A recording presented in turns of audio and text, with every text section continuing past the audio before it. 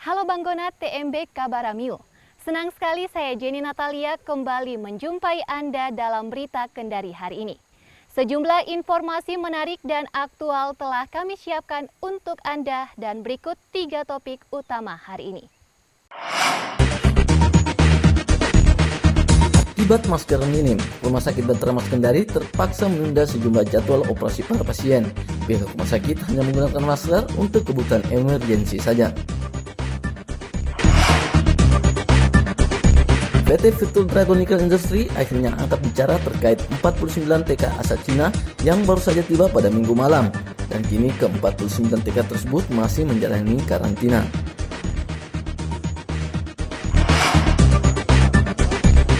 Proses penerimaan Polri Kolaka Utara memastikan para pendaftar harus dipastikan steril dari virus sebelum memulai rangkaian tahapan.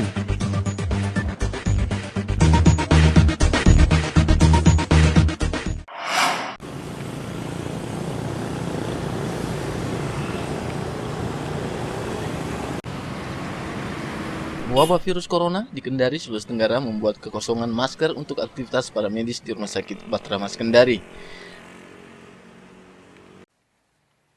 Akibat minimnya masker, pihak rumah sakit terpaksa harus menunda sejumlah operasi pasien yang telah dijadwalkan.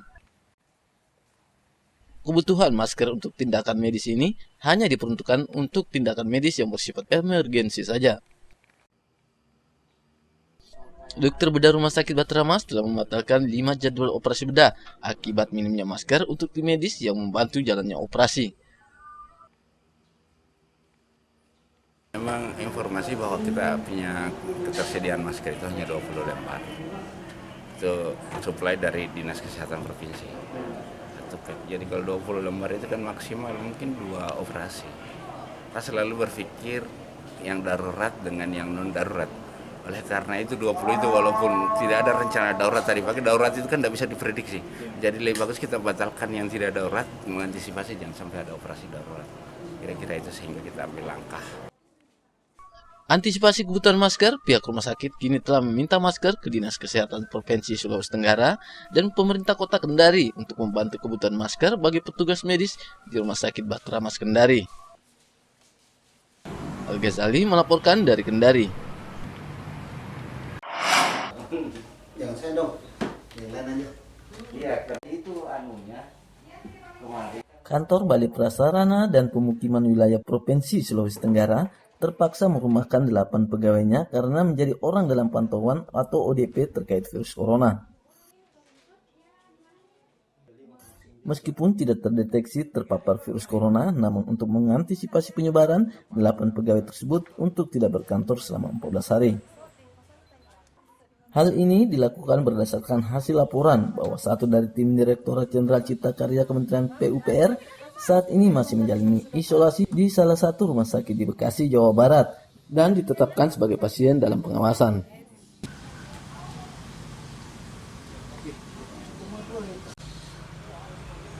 Tidak ada sedikit pun yang mengatakan bahwa kami di BPPB Sultra ini ada yang terindikasi. Alhamdulillah teman-teman saya yang 8 orang sampai kemarin masih bekerja sama-sama, masih rapat sama-sama, dan mereka tidak ada rasa trauma atau apa setelah saya tanya kamu pernah berinteraksi, berkomunikasi sama Ibu Kristi. Mereka semua enjoy tetap bekerja. Alhamdulillah hari Senin mereka yang 8 orang ini tetap akan kembali bekerja dan beraktivitas sebagaimana biasa.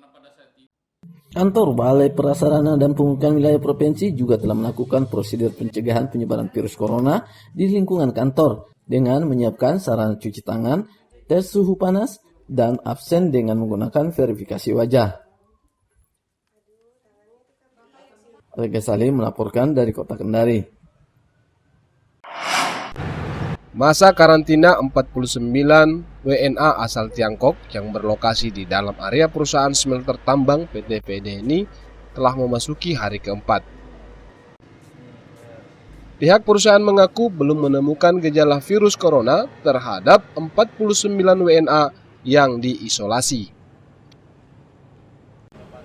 Melalui penerjemahnya, Indra Tommy mengatakan, gejala virus corona paling lambat dapat diketahui selama 4 hingga 14 hari. Dia juga menjelaskan bahwa seluruh WNA Tiongkok itu aman dari virus karena telah menjalani karantina di Thailand. 这个遗传病其实它的这个潜伏期啊，正常情况是4天，最长的是14天。所以说因为我们公司从这个1月份就开始限制了这个劳动力的进入，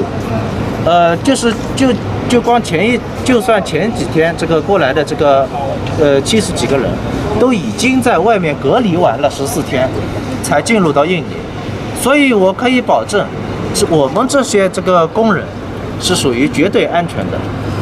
Jadi beliau ingin jelasin dulu tentang gejala penyakit ini, corona ini, dia dalam umumnya 4 hari sudah akan timbul gejala dan sudah ketahuan. Paling lambat itu di 14 hari. Oke. Kedua, di sini di Indonesia kita tenaga ini sudah berhenti sebenarnya dari bulan 1 pas akhir itu.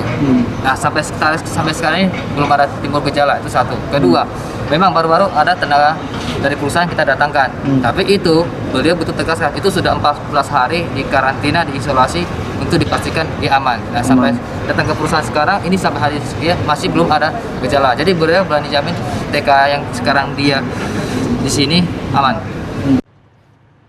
Sebelumnya, Bupati Konawe Keri Saiful Kongguasa meragukan prosedur karantina dan proses isolasi oleh perusahaan dan hanya menyebutkan jumlah TKA WNA asal Cina di PT FEDENI mencapai 1.640 orang dan sebagian besar bermukim di sekitar rumah warga. Nah, jadi begini, ini yang kita akan bicarakan.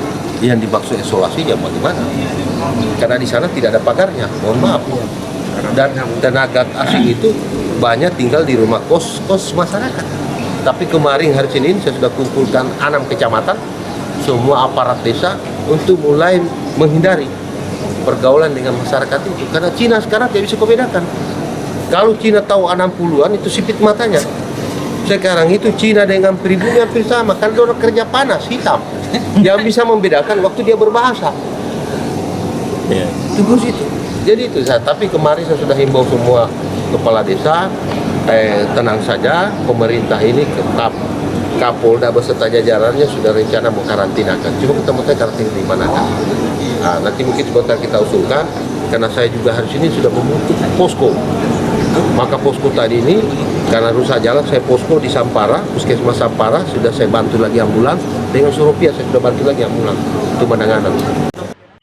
Keri menghimbau agar masyarakat di sekitar lokasi perusahaan untuk membatasi diri dari aktivitas di luar rumah dan menghentikan interaksi dengan WNA yang tinggal di sekitar area tambang. Anca Muhammad melaporkan dari Konawe.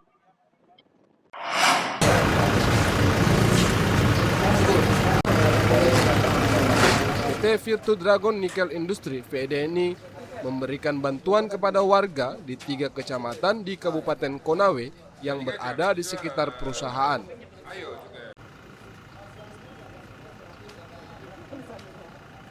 Bantuan berupa alat kesehatan tersebut merupakan salah satu aksi perusahaan dalam mencegah penyebaran virus corona di wilayah Sulawesi Tenggara. Selain bantuan alat kesehatan, FEDENI juga memberikan bantuan pangan kepada ribuan karyawan yang beraktivitas di pabrik pemurnian nikel. Perusahaan membeli alat kesehatan yang diperlukan untuk membantu pencegahan atau COVID-19 di Indonesia. Alat kesehatan yang diadakan adalah alat pendeteksi suhu tubuh, masker N95, sarung tangan, dan obat-obatan dengan total bantuan sekitar 20 miliar rupiah. 另外，我们在这个全球范围内，尤其是在中国，正在采购大批量的防护用品，比如说口罩，比如说这个试剂检测盒，比如说这个医用的防护服，这些东西我们要大批量的捐赠到印尼来，这个金额应该会超过20个 M。 Jadi sekarang negara Cina juga sementara lagi mendatangkan barang-barang untuk alat kesehatan untuk pencegahan penyakit ini. Contoh seperti alat pendeteksi suhu, masker, obat-obatan dan juga untuk sarung tangan yang akan dibawakan ke Indonesia untuk dibagikan. Itu tujuannya supaya pencegahan ini bisa cepat ditanggulangi. Dan ini nilai investasi itu sekitar 20 M. Total bantuan tersebut akan dibagi dalam 2 tahap. yakni untuk 10 miliar rupiah akan disalurkan ke wilayah yang paling banyak terjangkit virus corona di Indonesia dan 10 miliar rupiah akan disalurkan di wilayah Sulawesi Tenggara. Anca Muhammad melaporkan dari Konawe.